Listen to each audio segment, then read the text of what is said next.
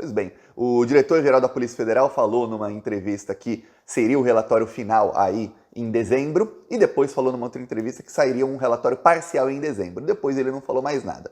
É isso que ficamos na espera, e hoje, um repórter do UOL, que é o Talento Aguirre, vários dos vazamentos da Polícia Federal saem na matéria dele. Então dá para saber que ele tem fontes confiáveis de dentro das investigações que miram o Bolsonaro. Por exemplo, quando saíram mensagens mostrando ali que a filha do general Vilas Boas e a esposa do tenente-coronel Cid estavam conversando, que até a esposa do tenente-coronel Cid dizia que foi o Bolsonaro quem queria que caminhoneiros fossem para Brasília, que todos fossem para Brasília dar o golpe de Estado, saiu na coluna dele primeiro. Depois saiu num relatório oficial da Polícia Federal, mas primeiro na coluna dele. É isso que agora ele diz o seguinte, o relatório da Polícia Federal sai no comecinho de janeiro. A Polícia Federal está agora em dezembro fazendo os últimos preparativos para que esse relatório seja tornado público. E aí será indiciado Jair Bolsonaro, tanto no inquérito das fake news, como no inquérito das milícias digitais.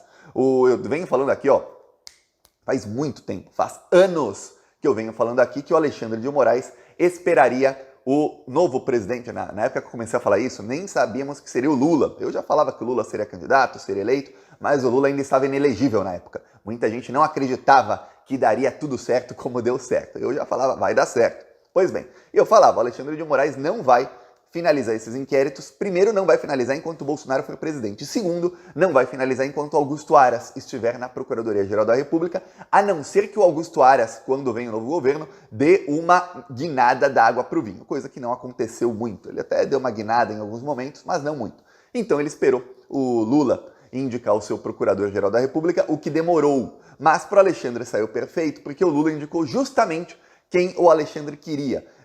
O que eu falava era, o Lula vai indicar alguém da sua confiança e o Alexandre aí vai ter já confiança de finalizar os inquéritos, porque não vai correr o risco da Polícia Federal pedir indiciamento. Pra quem não sabe, indiciamento é quando tem uma investigação policial e a polícia vê, tenho indícios aqui de que crimes foram cometidos. Isso é pedir um indício, isso é indiciar. E aí, se a polícia pede um indiciamento e o procurador é alguém que não é da confiança, esse procurador pode simplesmente falar, tem disso aqui, mas eu não vi nada. Vou te dar um exemplo. Um dos inquéritos que está para ser finalizado aí no começo de janeiro, agora a matéria que tem, ele tem fontes de dentro da Polícia Federal, dizem primeira semana de janeiro, então o ano vai começar pegando fogo. Um dos inquéritos é o inquérito das milícias digitais. Como é que esse inquérito começou? A Polícia Federal fez o inquérito dos atos antidemocráticos. Esse inquérito tinha o Augusto Aras, Procuradoria-Geral da República, estava nesse inquérito, porém, eles não ajudaram em nada. A Polícia Federal fez toda a investigação, são os atos antidemocráticos de 2020, quando estava lá a Sarah Winter, Sarah Giromini, estava lá, ainda tinha o Alan dos Santos, Oswaldo Eustáquio, vários ali terroristas que acamparam ali, fizeram acampamento do Gado 300, dizendo que eram 300 pessoas. Eu lembro a esquerda com medo, porque a Sarah chegou a dizer que tinha armas dentro do acampamento, soltaram fogos em frente ao STF. Eu falava, calma gente, vão acabar todos presos. Foi o que aconteceu, acabaram todos eles presos. Aí uma vez eu mostrei uma foto aqui, que tinha parte da esquerda realmente apavorada, e tem uns youtubers de esquerda que ficam metendo mais medo nas pessoas. Falavam, olha, é muito temeroso, olha, é perigosíssimo. Eu falava, calma, gente, vão ser presos. E aí eu mostrei uma foto dizendo, não são 300. Contamos na foto aqui e tinham 26 pessoas. Não eram 300. Nem 10% do que diziam ter. Pois bem, aquele inquérito foi finalizado. Quando o inquérito foi finalizado, a Polícia Federal soltou um relatório que não foi tornado público. Depois foi tornado público, mas o relatório dizia o seguinte: os chefões disso são Jair Bolsonaro, Eduardo Bolsonaro, Carlos Bolsonaro e Flávio Bolsonaro. Esses são os 4 chefões. Aí pedia indiciamento de Bia Kicis, Carla Zambelli, Daniel Silveira, olha, pegava toda a cúpula do bolsonarismo. Sabe o que Augusto Aras fez? Augusto Aras sentou em cima desse relatório por 6 meses e depois mandou arquivar tudo. Aí, depois de 6 meses, a Polícia Federal usou aquele relatório e falou, olha, queremos abrir um novo inquérito. Já que o Augusto Aras mandou arquivar, vamos abrir um novo inquérito, porque a gente está vendo que esses atos antidemocráticos, isso descambou para milícias digitais. Agora eles não estão mais acampados na frente da Praça dos Três Poderes, agora eles estão na internet, eles têm vários núcleos nessas milícias digitais. E aí o Alexandre de Moraes tornou pública parte do relatório, que era a parte que foi usada no pedido de abertura de um novo inquérito, e ali ficamos sabendo que Augusto Aras simplesmente sentou no inquérito e depois arquivou tudo. Ou seja, imagina se o Alexandre de Moraes acaba o inquérito das fake news, e aí o Augusto Aras, ou quem quer que seja o procurador, simplesmente arquiva tudo. Aí ferrou. Pois bem, nesse caso a Polícia Federal conseguiu contornar para o inquérito continuar sendo um outro inquérito, com um escopo ainda maior. Ok, vai pegar todo mundo. Então o Alexandre demorou aí para finalizar os inquéritos, porque estava esperando.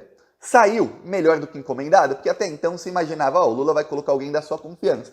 Não, apenas isso. Ele colocou alguém que é da confiança do Alexandre de Moraes, alguém que eu mostrei aqui faz nem 2 semanas, quando o Gonê, faz o quê? Uma semana, quando o Gonê assumiu na Procuradoria-Geral da República, o último dia dele em que ele estava no TSE, que foi a última sessão do TSE, o Alexandre de Moraes fez elogios a ele, falou que ele é um grande procurador, que ele atua na defesa da democracia, que tem certeza que ele será um grande procurador-geral da República, que vai defender as instituições e o Estado democrático de direito. E aí o Gonê ainda falou, olha, aprendi muito aqui com o senhor Alexandre, tudo que eu sei de defesa da democracia, boa parte aprendi com a atuação do Alexandre de Moraes. E obrigado. Muito obrigado, te agradeço. Pois bem, esses dois aí é que, segundo aí a fonte do UOL, no comecinho de janeiro, a giripoca vai piar feio aí pra cima do Bolsonaro. Por quê? Porque o que diz ele com todas as palavras é que quem vai ser indiciado é o Bolsonaro. Mais ainda, o que se diz aí, fontes aí de Brasília, é o seguinte, não vai ter anistia, viu? Seria uma desmoralização muito grande para o Supremo Tribunal Federal condenar os executores dos atos antidemocráticos a 12 a 17 anos de prisão e não condenar o grande mentor, que foi quem convenceu toda aquela horda de fascistas a cometer aqueles crimes, a uma pena muito maior. Então, o que se diz é o seguinte, o Bolsonaro não apenas vai ser condenado, ele vai ser condenado e vai pegar uma cana brava. A única discussão que se tem, que para mim nem deveria existir, é o seguinte, ele vai ser preso já quando for indiciado, porque muita gente é indiciada e já é presa. Tem muito indício aqui, esse cara cometeu muito crime, ele continua cometendo os crimes, ele ainda, para tentar se esconder dos crimes, ele obstruiu a justiça 1, 2, 3, 10 vezes, então ele se manter solto é perigoso para outras investigações, é perigoso que ele tente cometer crimes, ele tem muitos seguidores, melhor que seja preso. Ou se ele vai preso só ao final dos processos. Como a maioria desses processos correm direto no STF, você está vendo aí no caso dos executores dos atos terroristas do dia 8 de janeiro, que não demorou muito. Muitos já foram condenados aí, já começaram a cumprir pena, ou seja, foram presos lá no dia 8, dia 9, foram soltos depois, né, para responder em liberdade, já foram condenados e já voltaram para a jaula. Ou seja, em 11 meses, todo o processo foi feito até que não tenha mais recurso. Então, no caso do Bolsonaro, obviamente tem alguns processos contra ele, não vai ser um só, são vários. Alguns que são mais complicados, alguns que são que envolvem muita documentação, que envolvem muitos temas e que podem ser que demorem mais. Mas outros processos não.